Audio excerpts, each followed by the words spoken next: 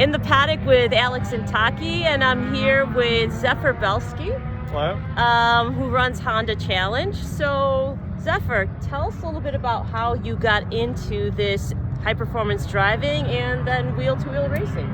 I broke my arm. I used to race motocross. There's a story here. Back more than 20 years ago, because this is my 20th season in Honda Challenge. At the end of 2002, I went and did my first HPD at Lime Rock.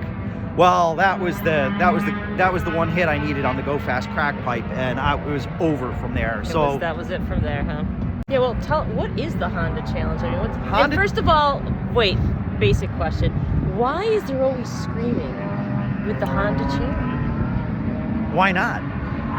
But fun. It's like you're just be sitting in a meeting and you say Honda Challenge, and all of them it's like a choir, Honda Challenge. I'm like, that's well, because our cars are loud to begin with, so we are allowed to go along with it. So it's like 20 years later. Yeah, 20 years later, right? I'm still doing Honda Challenge. Still in Honda. My current car is an Acura Integra. This particular car has been raced in Honda Challenge since Honda Challenge started. So are these spec cars when you're talking HT? No. Or what's the class definition? Honda Challenge has had 5 classes. It's now 3 classes: Honda Challenge 1 or H1, H2, and H4. Okay. H1 is it's pretty unlimited. There's a rule set. There's some stuff you got to do, but So it's sort of like fast. Unlimited. Okay. Honda Challenge 2, you pick your engine. That dictates your minimum weight. Each engine type has a horsepower cap. So like I'm running a B18C right now, the Type R engine, and that my minimum weight is 2,500 pounds. My max horsepower is 190. As you can see, I've raced with other engines combinations. It's a lot of fun. You can do suspension is pretty free. Brakes are pretty free. Tires, the only thing that's spec in Honda Challenge is the tires. And what tires do you have to run in Honda? We have to run the Toyo RR. Okay. And you can run. Any restrictions on width? Yes, depending on the weight. So like, I can run a 7-inch wheel. Once you're over 2,600 pounds, you can run an 8-inch wheel. Got it. And obviously the tire size is dictated by that. So I run a 205 on a 50/15 on the back, and on the front, sometimes I run the 205s, as of late, I've been running the balloon tires, as we call them, which is a 225/50/15. So tomorrow's the last race of the season, right? Yes. And you had a little mishap today. I Can did. You tell us what happened? Well, you should take a look at the back of my truck. But yes, we've seen Zephyr like taking this apart. So I grenaded my transmission today. I pulled the transmission out earlier in the day, but so we'll take a look at that in a second. It's in the back of my truck. And as you can see, I like Honda, so VTEC pulling VTEC.